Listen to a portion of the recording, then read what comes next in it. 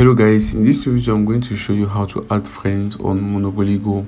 So maybe you want to play with your friends or family, and the first thing you have to do here is just to add them. So to do that is easy. There are a couple of options that are available to you if you want to add them on Monopoly Go. The first thing you are going to do is just tap on that friends icon at the bottom of the screen on the right, and you're going to see there are three different options if you want to add friends on Monopoly Go.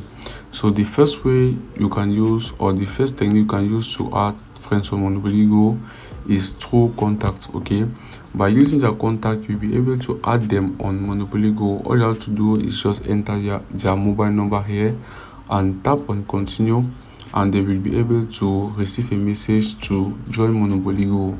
So the second way to add friends on Monopoly Go is through Facebook.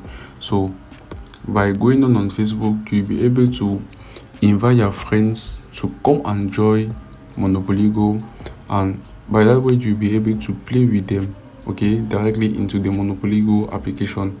And the last way you can add friends on Monopoly Go is through invitation.